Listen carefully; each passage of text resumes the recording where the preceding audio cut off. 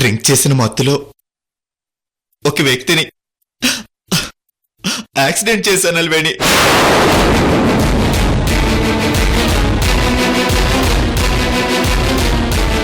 Accident అయిన వ్యక్తి చనిపోతే 10 సంవత్సరాలు జైలు శిక్ష పడుతుంది.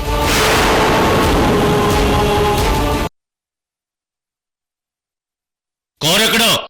సార్, ముందు నేను చెప్పేది వినండి సార్, ప్లీజ్. మీరు చెప్పిన కారు నాదే, బట్ అది నా ఫ్రెండ్ అరవింద్ తీసుకెళ్లాడు సార్.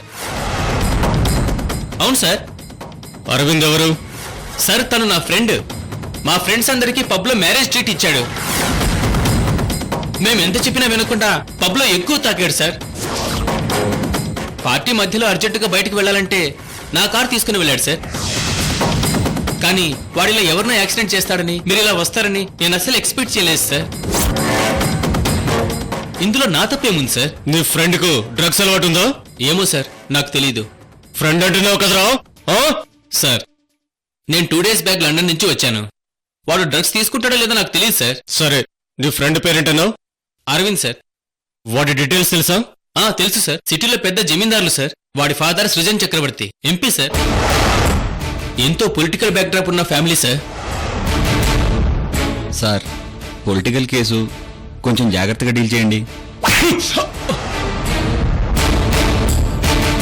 సాంబశివుడు, సింపుల్ గా అయిపోయే కేసు అనుకున్నాను. ఎంతో పొలిటికల్ బ్యాక్డ్రాప్ ఉంటుందని ఎక్స్పెక్ట్ చేయలేదు.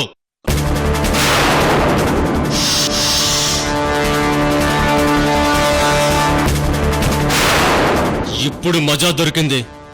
ఈ లోకల్ ఎస్ఐ రామ్ కి చేతి నిండా పని దొరికింది. అసలు సిస్సుల కథ జస్ట్ ఇప్పుడే మొదలైంది సాంబశివ.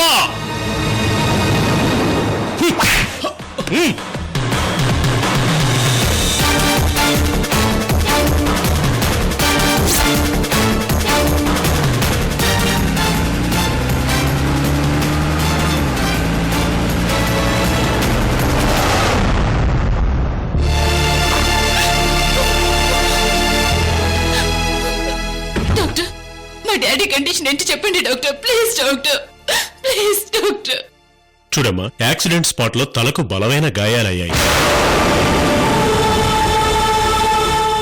బ్లడ్ బ్లీడింగ్ సివియర్ గా అయ్యింది.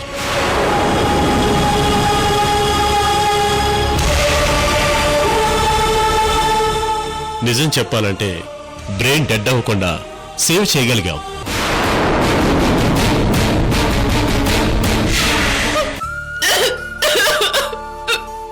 పేషెంట్ హెల్త్ కండిషన్ చాలా సీరియస్ గా ఉంది. We try our level best.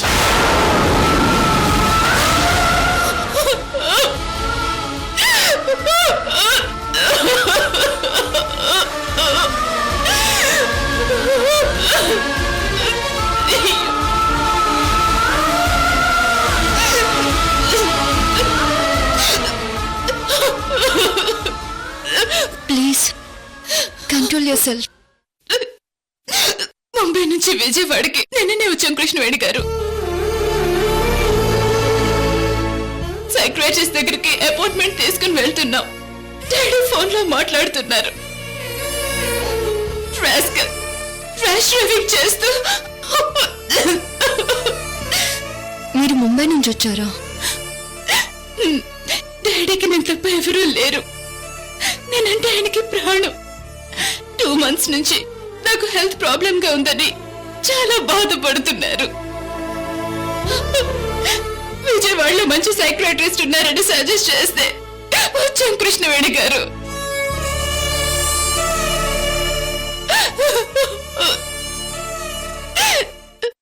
ముంబైలో మంచి సైకియాట్రిస్ట్ ఎవరు లేరా? దర్గా బాబా అని ముంబైలో ఫకీర్ గారు ఉన్నారు. ఆయన అమ్మవారు కొలువున్న ప్లేస్ కు వెళ్లి అక్కడ ట్రీట్మెంట్ చేయాలనంటే ఇక్కడ కూర్చో.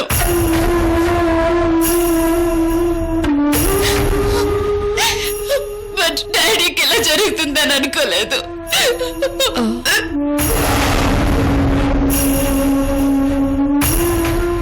ప్రజ్ఞాదేవి గారు, మీ డాడీ ఖచ్చితంగా కోలుకుంటారు.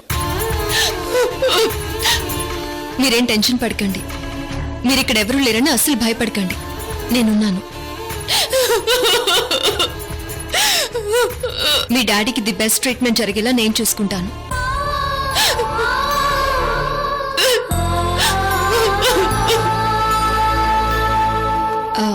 మా మామయ్య గారు ఎంపీ. మీకేం కావాలన్నా అన్ని క్షణాల్లో జరిగిపోయేలా నేను కేర్ తీసుకుంటాను.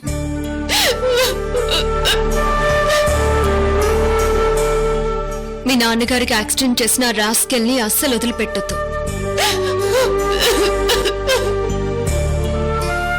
ఎఫ్ఐఆర్ లో సాక్షి సంతకం పెట్టాను.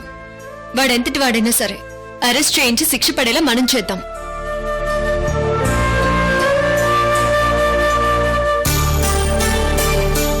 ఓకేనా? మిమ్మల్ని చూస్తుంటే ఎక్కడో ఎప్పుడు చూసినట్టుంది. తెలియని రిలేషన్ ఏదో మన మధ్య ఉన్నట్టుగా అనిపిస్తుంది కృష్ణవేణి గారు. చిన్నమ్మదేవి వెళ్ళిపో, వెళ్ళిపో చిన్నమ్మదేవి. మీ సపోర్ట్ కి thank you very much Krishnaveni గారు. It's okay. ఒకసారి ఇంటికి ఫోన్ చేసి మళ్ళీ వస్తాను. అలాగే.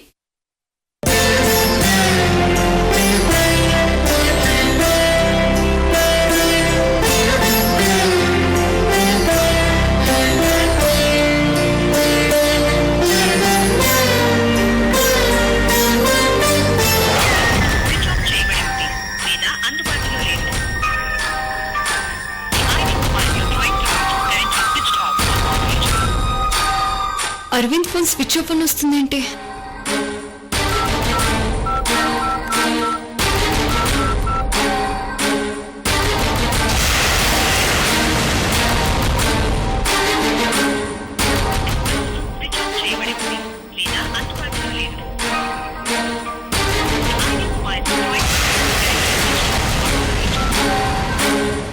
అక్క కూడా ఫోన్ స్విచ్ ఆఫ్ చేసింది. ఇప్పుడెలా? అరవింద్ని పబ్ నుంచి తీసుకెళ్తానని అనుకోకుండా హాస్పిటల్కి వచ్చాను.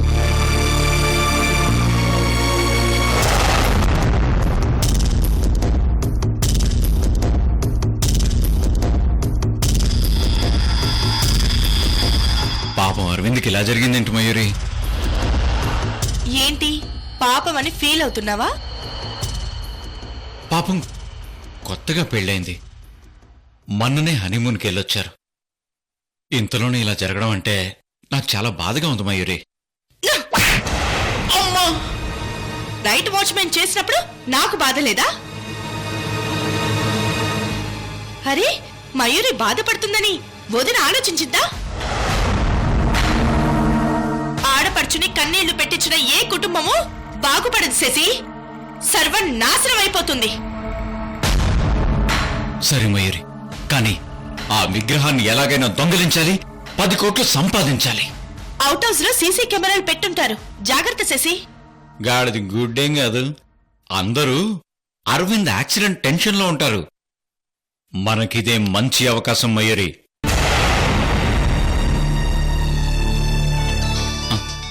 ఫోన్. కృష్ణవేణి కాల్ చేస్తుందేంటి? కృష్ణవేణి, ఎక్కడున్నావు నువ్వు? నేను బయటకు వచ్చాను మయూరి. వదిన నిన్ను అర్జెంటుగా రమ్మని చెప్పింది కృష్ణవేణి. అలాగే, ఇప్పుడే బయలుదేరుతున్నాను. శశి, కృష్ణవేణికి అరవింద్ యాక్సిడెంట్ విషయం ఇంకా తెలియనట్టుంది. తెలీదు. మయూరి, అరవింద్ ఇంటికొచ్చాడా? ఇంటికొచ్చాడు కానీ ముందు నువ్వు త్వరగా రా కృష్ణవేణి. అలాగే మయూరి.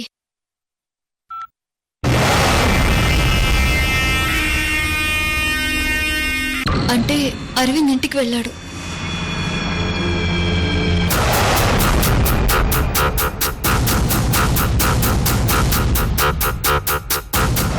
అబ్బా, అరవింద్ యాక్సిడెంట్ విషయం కృష్ణవేణికి చెప్పాల్సింది. ఫోన్లో చెప్తే మజా ఏముంది? ఇంటికొచ్చాక తెలుసుకొని షాక్ అవుతుంది కదా. ఇటు మరిది కృష్ణవేణికి పంచప్రాణాలు, అటు అక్క అంతులేని అభిమానం. ఇద్దరికి ఇంత కష్టం వచ్చిందేంటా అని కృష్ణవేణి ఏడుస్తుంటే ఆ ఏడుపు మొహం మనం చూసి హ్యాపీగా ఉండొచ్చు కదా. నీలో ఇంత సాడిజం ఉందని నాకు ఇప్పుడే తెలిసింది మయూరి. సరేరా, ఏం జరుగుతుందో చూద్దాం. ఎస్, అసలు ఈ అరవింద్ యాక్సిడెంట్ చేసిన మనిషి ఎవరు? ఆడు చచ్చిపోయాడో బతుకున్నాడో కూడా తెలీదు. చూద్దాంలే, థ్యాంక్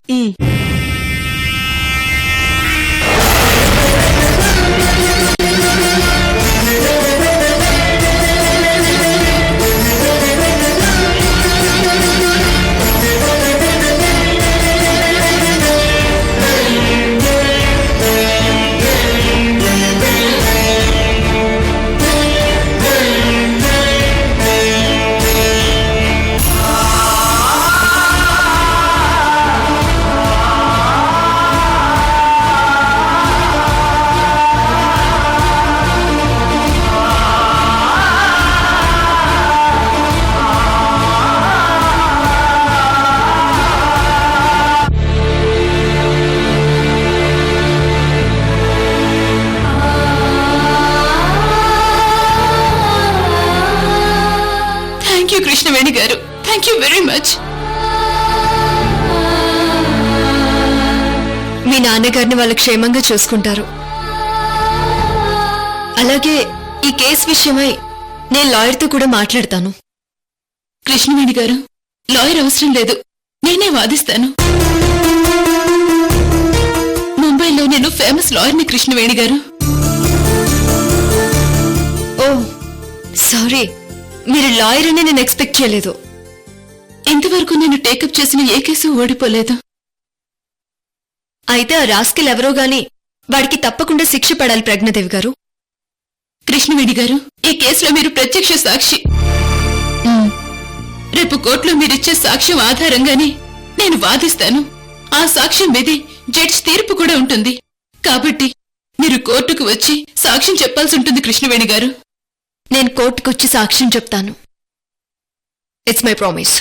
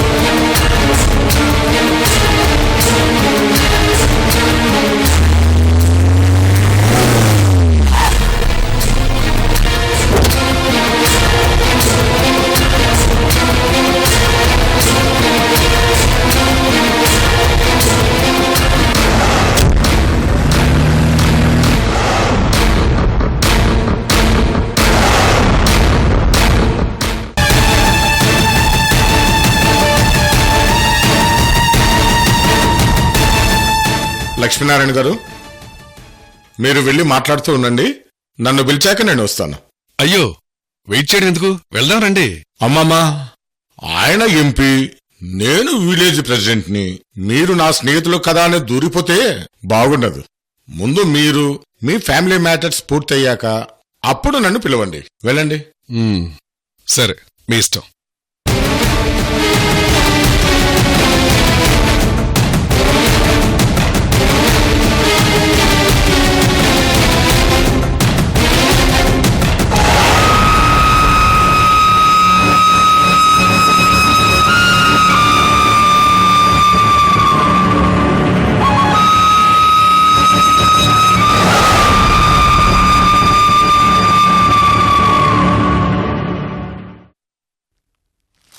రత్నప్రభు గారు నమస్తే. నమస్తే. సుజన్ గారు నమస్తే.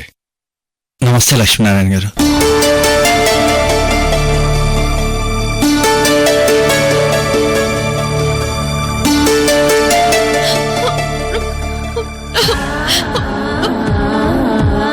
నాన్నా,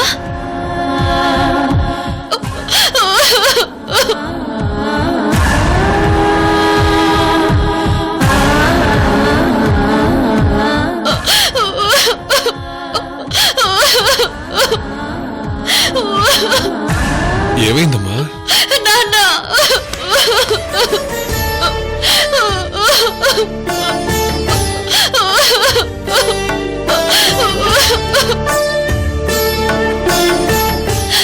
ఏంటమ్మా ఎందుకు ఏడుస్తున్నావు?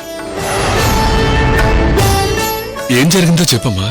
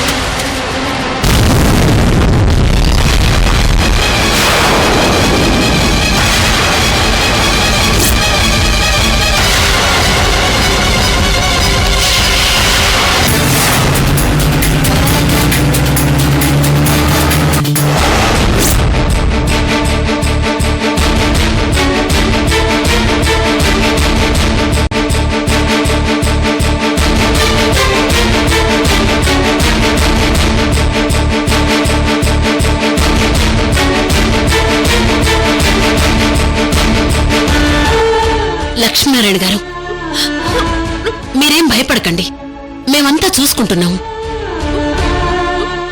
సంక్రాంతికి కూతుర్ని అల్లుడిని తీసుకెళ్దామని ఎంతో ఆశగా వచ్చానమ్మా. కానీ నా బిడ్డలా కన్నీళ్లతో ఎదురొస్తుందని ఊహించలేదమ్మా, ఊహించలేదు.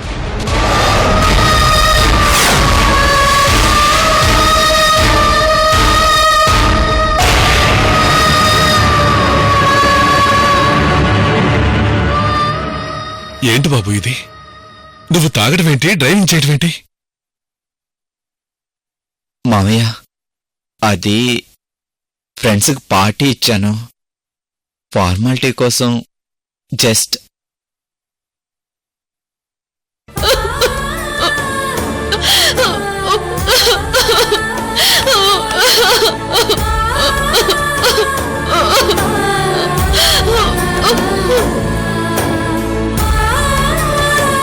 అరవింద్ యాక్సిడెంట్ విషయం కాంతమ్మ పెద్దమ్మకి ఫోన్ చేసి చెప్తే అక్కడ కూడా ఈడ్చి చేస్తారు కదా.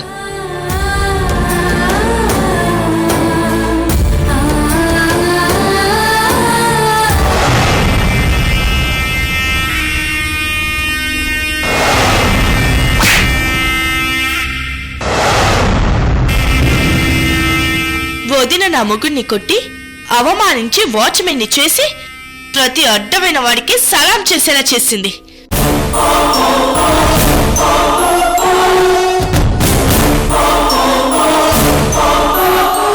అందుకే మా శాపం తగిలి అరవింద్ ఇలా యాక్సిడెంట్ గొడవల్లో ఇరుక్కున్నాడు. ఏమే వరం, కృష్ణవేణి పిచ్చిమొగడు వచ్చినప్పుడు సున్నుండ్లు చేసావు కదా, అవి కూడా చెయ్యి. అరవింద్ బాగా ఇష్టపడి తింటాడేమో. అలాగే చేస్తానమ్మా. కచ్చికాయలు, బూందీ, లడ్డు అన్నీ కడప వంటకాలని చేసి పెట్టివే, లొట్టలేసుకు తింటాడు. అన్నీ చేస్తానులే, కాని నువ్వు నాకు ఒక విషయం చెప్పవే. ఏంటి అది? ఏమ్మా, అలివేణి అరవిందుల ప్రేమను కలిపింది కృష్ణవేణియే కదా? అవును. మరి కృష్ణవేణి గొప్పతనం గురించి అన్నీ తెలిసి నువ్వెందుకే తన గురించి అలా చెడుగా మాట్లాడతావు?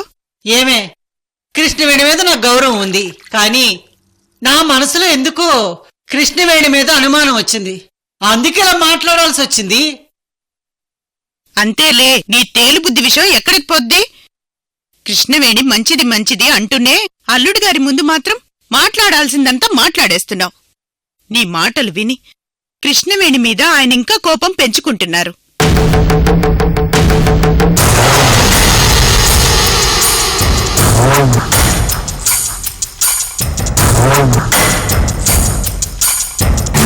ఈ విషయం కాంతమ్మ పెద్దమ్మకి చెప్తే అక్కడ వాళ్ళు ఏడ్చి ఏడ్చి చేస్తారు.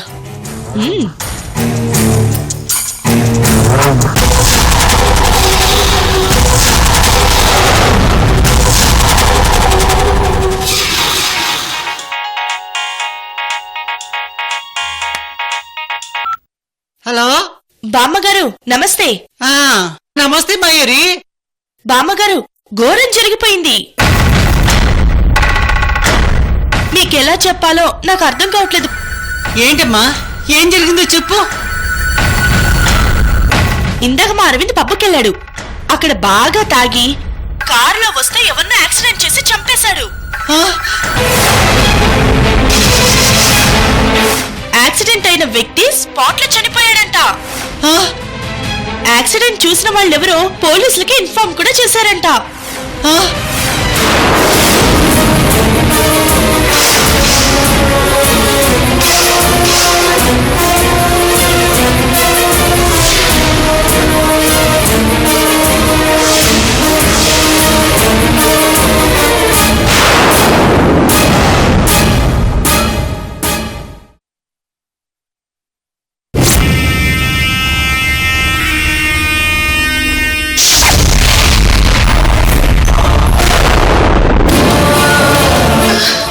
వరం వరలక్ష్మి వస్తే వరం ఏమైంది?